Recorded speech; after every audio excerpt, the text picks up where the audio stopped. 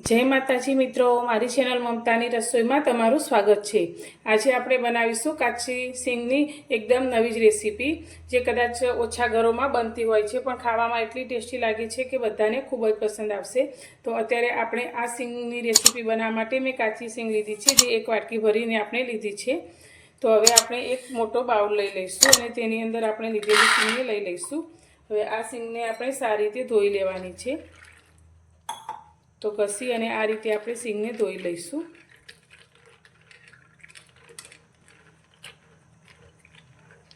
तो आपणे आ काचा सींगदाने सारी रीते पाणीथी धोई लीधा छे। तो हवे अत्यारे आपणे एक कूकर लई लईशुं अने लीधेला आपणे सींगदाणाने कूकरमां लई लईशुं।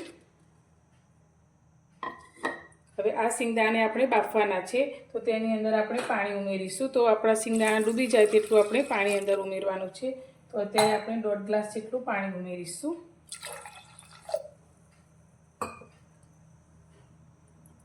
हवे तेनी अंदर आपणे अर्धी चमची जेटલું मीठું उमेरीशुं અને કુકરનું ઢાંકણ બંધ કરી અને તેની આપણે 4 થી 5 સીટી કરી લઈશું જેથી આપણા સિંગદાણા એકદમ સરસ રીતે બફાઈ જાય। અત્યારે કુકરની 5 સીટી થઈ ગઈ છે અને કુકર આપણું થોડું ઠંડુ થઈ ગયું છે। તો હવે તેનું ઢાંકણ આપણે ખોલી લઈશું।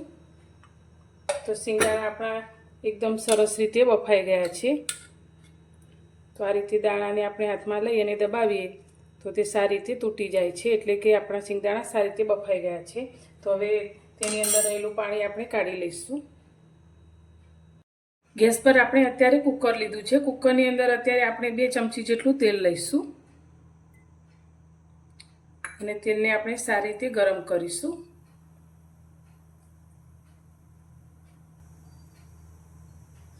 तेल अत्यारे आपणुं गरम थई गयुं छे। तो तेनी अंदर आपणे थोड़ी राई उमेरीशुं। राई थोड़ी फूटवा लागी है तो तेनी अंदर अत्यारे आपणे 1 नानी चमची जेटલું जीरुं उमेरीशुं। साथे आपणे थोड़ी हींग लईशुं। थोड़ा मीठा લીમડાના पान उमेरीशुं। अत्यारे मैं आदू अने मरचाने झीणा क्रश करी लीधा छे ते अंदर लई लईशुं। तमे जो लसण अंदर नाखवा मांगता हो तो लसण पण सूकું अंदर खांडीने एड करी शको छो। आदू मरचा अपना संतराई जाए एटले अत्यारे मैं 2 मीडियम साइजना टामेटाने आ रीते एकदम झीणा झीणा समारी लीधा छे ते अंदर उमेरी लईशुं। તમે टामेटाने प्यूरी पण तैयार करी शको छो। हवे टामेटा अपना झड़पथी सॉफ्ट थई जाए एना माटे टामेटाना भागनुं अत्यारे आपणे थोडुं मीठुं एड करीशुं।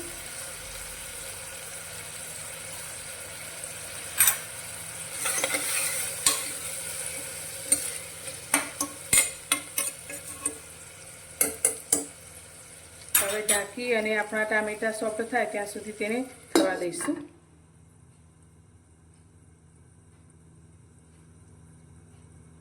हवे आपणे टामेटाने जोई लईशुं।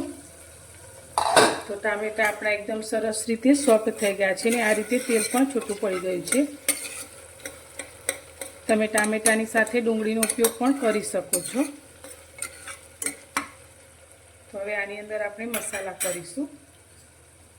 मसाला में आपणे 1 चमची जेटલું धाणा जीरुं लईशुं।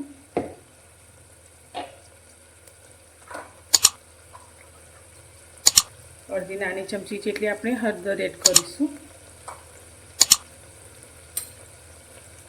साथे आपणे 1 चमची लाल मरचुं पाउडर लीधो छे जे बहु तीखो ना होय तेवुं लीधुं छे। तो अत्यारे आपणे 1.5 चमची जेटલું अंदर उमेरीशुं। मसाला ने सारी रीते मिक्स करीशुं। तो अत्यारे आपणे काचा सींगदाणानुं शाक बनावीए छीए। तो ग्रेवीवाळुं शाक आपणुं सरस थाय तेना माटे अत्यारे 1 चमची जेटलो आपणे चणानो लोट उमेरीशुं अने अंदर सारी रीते मिक्स करीशुं। तो अत्यारे गैसनी फ्लेम धीमी राखी अने मसाला साथे चणाना लोटने पण सारी रीते सातळीशुं। हवे तेनी अंदर अत्यारे आपणे 1 वाटकी जेटલું पाणी उमेरीशुं जेथी आपणा मसाला दाजे नहीं अने सारी रीते पाकी जाए।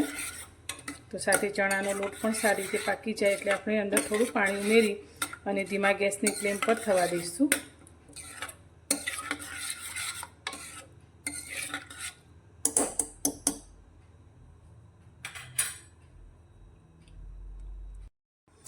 તો હવે આપણે ગ્રેવીને જોઈએ તો તમે જોઈ શકો છો મસાલા સાથે ગ્રેવી એકદમ સરસ રીતે પાકી ગઈ છે ને આ રીતે તેલ પણ છૂટું પડી ગયું છે.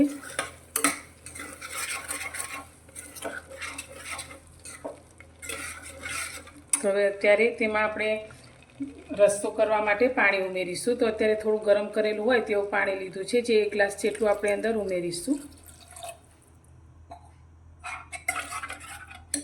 તમારે જે રીતે રસો જાડો પાતળો કરવો હોય તે રીતે પાણી અંદર ઉમેરી શકો છો. અને તેની સાથે અત્યારે મેં થોડો ગોળ લીધો છે, 1.5 ચમચી જેટલો, તે ઉમેરીશું. અને હવે આને આપણે 2 મિનિટ માટે ઉકળવા દઈશું.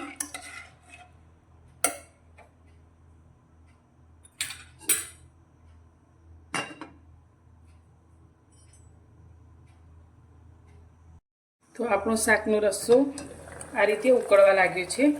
તો હવે આપણે જે સિંગદાણાને બાફીને રાખ્યા છે તે અંદર ઉમેરી દઈશું અને સારી રીતે મિક્સ કરીશું. હવે સિંગદાણા ઉમેર્યા પછી ફરી આપણે તેને 1 મિનિટ આ રીતે જ ઉકળવા દઈશું, જેથી ગ્રેવીનો બધો જ સ્વાદ આપણા સિંગદાણામાં ભળી જાય.